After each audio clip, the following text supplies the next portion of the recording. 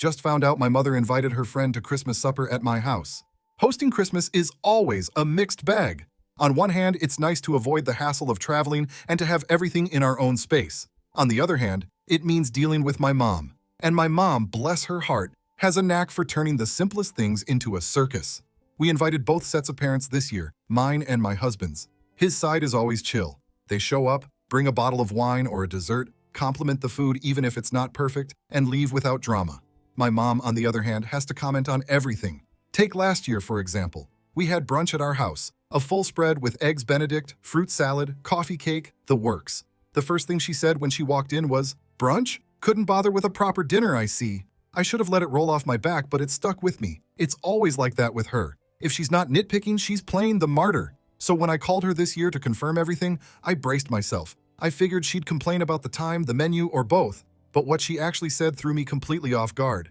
"Oh, by the way," she said casually like she was mentioning the weather, "I invited Donna to Christmas dinner." I paused. "Who's Donna?"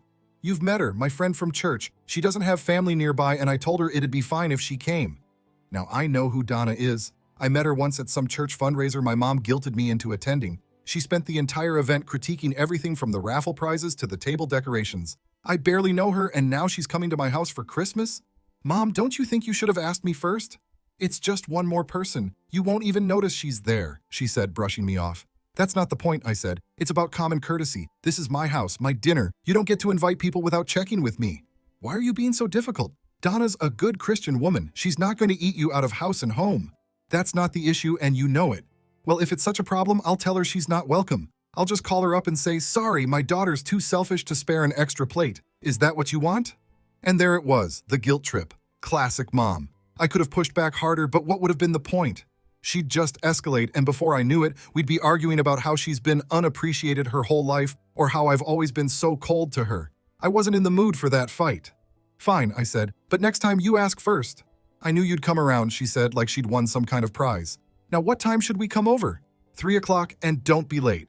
"We'll try," she said, which is mom speak for, "We'll show up whenever we feel like it." After we hung up, I sat there for a minute staring at the phone. Donna at my Christmas table. This was going to be interesting. Christmas Day started early for me. I woke up before the sun not because I'm one of those rise and shine types, but because there was too much to do. The house was already spotless. I'd stayed up late the night before cleaning every surface. The ham needed to go in the oven, the sides had to be prepped, and the table had to be set. By mid-morning, I was chopping vegetables and trying to figure out how to arrange everything on the table without it looking like a buffet line. My husband wandered into the kitchen and offered to help, but after 10 minutes of him holding a spoon like it was a foreign object, I sent him to deal with the drinks instead. Around noon, I checked the clock for the 100th time and realized I hadn't even changed out of my old sweater and sweatpants. So I ran upstairs to put on something halfway decent. Just as I was finishing up, I heard my husband shout from the living room, "They're here!" I glanced at the clock. It was 1:45. We'd agreed on 3 o'clock. By the time I got downstairs, my parents were already inside. My dad had kicked off his shoes and made himself comfortable in the recliner, remote in hand. My mom was standing in the kitchen doorway, her coat still on, surveying everything like a foreman at a construction site. "Why so early?" I asked, trying not to sound irritated. "Oh, we figured we'd beat the traffic," Mom said, taking off her coat and handing it to me. "You live 10 minutes away," I pointed out, hanging the coat on the back of a chair because the closet was full of our own winter gear. "Well, we thought you might need help," she said, walking over to the counter and immediately lifting the foil off the ham. Ham again?" "We always do ham," I said, busying myself with rearranging the platters on the table. "Turkey's more festive," she shouted. I ignored her and turned to my dad. "Coffee's ready if you want some." "Don't mind if I do," he said, getting up and heading to the kitchen, where he proceeded to pour half a cup and fill the rest of the mug with cream. About 10 minutes later, Donna arrived. My mom had called her, apparently, to let her know it was okay to come early, too. She waltzed in carrying a casserole dish and a tote bag, which she plopped on the counter without so much as a hello. "I brought my green bean casserole," she said, like it was some rare treasure. "We already have plenty of sides," I said, glancing at the table. "Well, you can always have more," she said, taking off the foil and revealing a dish covered in fried onions that looked like it had been made last week. My mom clapped her hands together. "Oh, Donna, that looks wonderful. We'll make room for it, won't we, dear?" she said, turning to me with that expectant look that meant I didn't really have a choice. I nodded, biting my tongue as Donna proceeded to rearrange the dishes I'd already placed on the table to make room for her casserole. By the time the rest of the family arrived, I was ready to crawl under the table. My in-laws came in, cheerful as always, bearing a platter of cookies and a bottle of wine. My mom, of course, greeted them with a comment about how she hoped the cookies weren't store-bought. Dinner was served at 3:15. I'd wanted to wait until 3:30, but my mom insisted we start early since everyone was already here. The food was good, better than good, actually. The ham was perfectly cooked, the mashed potatoes were creamy, and the cranberry sauce had just the right amount of tartness. But, of course, that wasn't good enough for my mom. "Is this the same recipe you used last year?" she asked, holding up a piece of ham with her fork. "Yes," I said. "It's a bit salty, don't you think?" "It tastes fine to me," my father-in-law chimed in, trying to defuse the situation. "Oh, it's fine," Mom said, with the kind of tone that made it clear it wasn't. And then Donna jumped in. "You know, turkey really does feel more like Christmas. Ham's okay, but turkey just has that holiday vibe." I stared at her, debating whether it was worth responding. My husband, sensing my mood, reached over and gave my hand a quick squeeze under the table. "Well, turkey's a lot of work," my mother-in-law said, ever the peacemaker. "Ham is much easier when you're hosting this many people." "I suppose," Donna said, stabbing at her green beans like they'd personally offended her. The conversation moved on, but the tension lingered. Every time my mom opened her mouth, I braced for another comment. And sure enough, she didn't disappoint. "Next year, we could host at our place," she said in the middle of dessert. "We alternate every year," I reminded her. "Yes, but it might be nice for everyone to have a proper turkey dinner," she said, smiling at Donna, who nodded enthusiastically. "We're happy to host," my husband said, clearly trying to change the subject. "We'll see," Mom said, like it was up for debate. Dinner was finally over, and I thought maybe we could just coast through the rest of the evening without incident. The plates were cleared, and I brought out the coffee and dessert. 3 different pies, because heaven forbid someone's preferences weren't catered to. My mother-in-law helped set up the dessert table, bless her. My mom?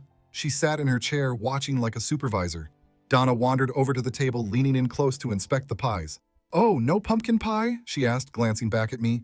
"Pumpkin pie isn't really anyone's favorite here," I said, trying to keep my tone neutral. "It's traditional, though," she said, as if that made any difference. "Maybe next year," I said, brushing past her to grab the coffee pot. My mom, who had apparently been waiting for the perfect moment, chimed in. "I remember when you used to bake those little tarts. What happened to those?" I didn't bother answering. Instead, I started pouring coffee and asking who wanted what.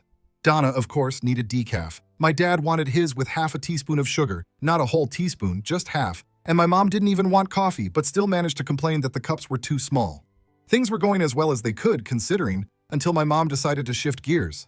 "You know, it's a shame you didn't put up a real tree this year," she said, cutting into her slice of apple pie.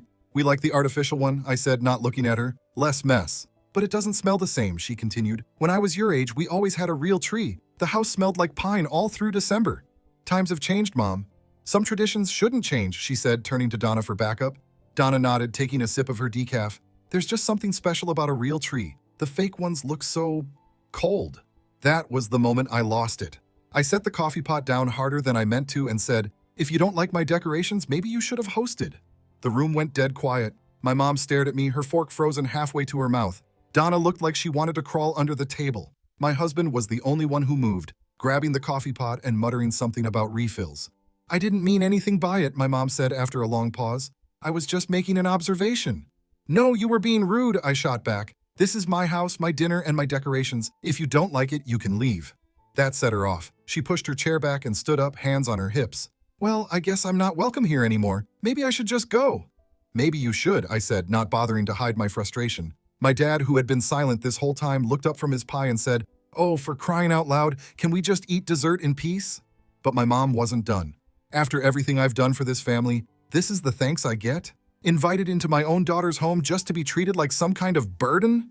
I didn't even know how to respond to that, so I didn't. I grabbed my plate and walked into the kitchen, leaving her to put on her little performance in front of the rest of the family. A few minutes later, my husband came in, closing the door behind him. "She's out on the porch," he said. "You should probably talk to her." "Why me?" I asked, scraping the leftover pie crust into the trash. "Because it's your mom." "Exactly. Which is why she won't listen to me." He sighed and went back into the dining room, leaving me to stew in my own annoyance. When I finally went outside, she was standing there with her arms crossed, staring at the neighbor's Christmas lights. "You made your point," I said, leaning against the railing. She didn't answer right away. When she finally spoke, it wasn't what I expected. "You used to be such a sweet girl. I don't know what happened to you." "Maybe I got tired of being treated like crap," I said, turning to go back inside. "Don't walk away from me," she said sharply. But I did. I walked right back into the house and slammed the door behind me. Let her sulk. I was done. When I went back inside, the tension was thick. My in-laws were quietly sipping their coffee, pretending not to notice the drama. Donna was fidgeting with her tote bag, clearly debating whether she should stick around or make a quick exit. My dad was back in the recliner, flipping channels like nothing had happened. I went straight to the kitchen to start cleaning up. It wasn't about being productive, I just needed something to do. I grabbed the casserole dish Donna had brought and started scraping the leftovers into the trash. I wasn't going to save it. There was no way I was eating those soggy green beans tomorrow. My husband came in a few minutes later, shutting the door behind him. "She's still out there," he said, leaning against the counter. "Good for her," I replied, slamming the dish into the sink. "She's upset," he added like I hadn't noticed. "She's always upset. If I so much as breathe the wrong way, it's a personal attack." He didn't respond, which I appreciated. I wasn't in the mood for him to play peacemaker. We stood there in silence for a while before he said, "Donna's leaving." I peeked out into the dining room and saw Donna putting on her coat. My mom had come back inside and was sitting at the table, her face buried in her hands. Donna looked over at me and gave an awkward wave. "Thanks for having me," she said, her voice loud enough to cut through the quiet. "Thanks for coming," I said, though we both knew I didn't mean it. She nodded, grabbed her tote bag, and headed out the door. My mom didn't even look up. With Donna gone, I thought maybe we could salvage what was left of the evening. I brought out the board games thinking it might lighten the mood. My in-laws were on board, and even my dad got up from his recliner to join us. But my mom, she just sat there, staring into her coffee cup like it held the answers to all of life's problems. "Do you want to join us?" I asked, though I already knew the answer. She shook her head. "I think I'll just sit here for a while." "Suit yourself," I said, pulling out a deck of cards. We played for about an hour, but it wasn't the same. Every time someone laughed or joked, I caught my mom shooting them a look, like they were personally insulting her by enjoying themselves. My dad, to his credit, tried to cheer her up by suggesting she come sit with us, but she waved him off. At one point, my father-in-law leaned over and said, "She'll get over it. Just give her some time." I nodded, even though I wasn't so sure. My mom doesn't just get over things. She holds on to them, stores them away like ammunition for the next fight. Eventually, the evening started winding down. My in-laws said their goodbyes, thanking us for dinner and promising to have us over soon. My dad disappeared into the garage to smoke a cigar, leaving me alone with my mom. She finally broke the silence. "I hope you're happy," she said, still staring at her coffee cup. "Happy about what?" I asked, though I didn't really care about the answer. "About ruining Christmas. About making your own mother feel unwelcome in her daughter's home." "You're the one who started this," I said. "You came in here criticizing everything. My food, my decorations, my hospitality. What did you expect me to do, just sit there and take it?" "I expected you to show some respect," she snapped. "But I guess that's too much to ask these days." "Respect works both ways," I said. "If you can't give it, don't expect to get it." She didn't respond, just stood up and grabbed her coat. "I hope you enjoy the rest of your evening," she said, her tone dripping with sarcasm. "I will," I said, holding the door open for her. She stepped outside, and I shut the door behind her without saying goodbye. The house was quiet after everyone left. My husband was in the kitchen finishing the last of the dishes. I was picking up stray napkins and stacking leftover containers in the fridge. The silence wasn't peaceful. It was heavy, like something was hanging in the air waiting to drop. My dad had left without saying much. A quick, "Thanks for dinner," and he was gone. I wasn't sure if he was upset or just tired of being in the middle. Either way, I didn't blame him.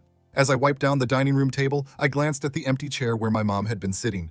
The whole day felt like a waste. All the planning, cooking, cleaning, none of it mattered because she'd managed to sour the entire thing. "Do you want me to put on a movie?" my husband asked, poking his head into the room. "No," I said, stacking the chairs back in place. "I'm just going to sit for a minute." He nodded and disappeared upstairs, probably relieved the day was over. I couldn't blame him for that either. The next morning, I half expected a phone call from my mom. Not an apology, she doesn't apologize, but some kind of dramatic follow-up. Instead, the phone stayed silent. I spent most of the day in a weird state of limbo. I didn't want to call her, but I also didn't want to deal with the fallout of not calling her. By mid-afternoon, my husband suggested we go for a walk to clear our heads. As we walked through the neighborhood, passing houses with Christmas lights still twinkling, I couldn't shake the feeling that this was far from over. My mom doesn't just let things go. She stews on them, lets them build up until she has enough material for her next tirade. "Do you think she'll get over it?" my husband asked, breaking the silence. "She'll get over it enough to show up for Easter and start a new argument," I said, kicking at a patch of ice on the sidewalk. He laughed, but it wasn't a happy laugh, more of a resigned one. By the time we got back home, there was a voicemail on the answering machine. My mom's voice crackled through the speaker. "I just wanted to let you know we made it home safely," she said, her tone overly polite. "I hope you're happy with how things went yesterday. Maybe next year you'll think twice before treating people that way. Anyway, Merry Christmas." I deleted the message without responding. The next few days passed quietly. I kept busy taking down decorations and reorganizing the house. My husband went back to work, leaving me with plenty of time to think about everything that had happened. A week later, my dad called. "Hey kiddo," he said, "just checking in, how's everything?" "Fine," I said, sitting on the couch and twirling the phone cord around my finger. Your mother's still upset, he said, cutting straight to the point. She thinks you owe her an apology. For what? I asked, trying not to sound too annoyed. For embarrassing her in front of everyone, he said, like it was the most obvious thing in the world. She embarrassed herself, I said. All I did was stand up for myself. I know, he said, sighing, but you know how she is. Yeah, I do, I said. That's the problem. There was a long pause before he said, well, maybe you two just need some time. Let things cool off. Maybe, I said, even though I didn't believe it. A few weeks later, my mom sent a card. It was one of those generic Hallmark ones with a picture of a snow-covered tree and a message about peace and forgiveness. Inside, she'd written, I hope we can move past this. Family is too important to let petty things come between us. I didn't respond. Not because I wanted to hold a grudge, but because I knew this wasn't the end of it. With my mom, it never is. In the end, we didn't speak much after that Christmas. My mom held on to her grudge like it was a family heirloom, and I stopped trying to mend fences that only seemed to break again. By Easter, she was back to her usual antics, showing up late, complaining about the food, and dropping passive-aggressive comments about my attitude. I didn't have the energy to fight her anymore. Instead, I focused on keeping boundaries and making holidays about the people who actually brought joy to my life. My husband and I started a new tradition the following year, celebrating Christmas on our terms. We spent it just the two of us, with a simple dinner, a fake tree, and no drama. It wasn't perfect, but it was peaceful, and for the first time in years, I didn't feel like I had to in my own home. Thanks for watching. If you liked the story, hit subscribe. See you in the next one.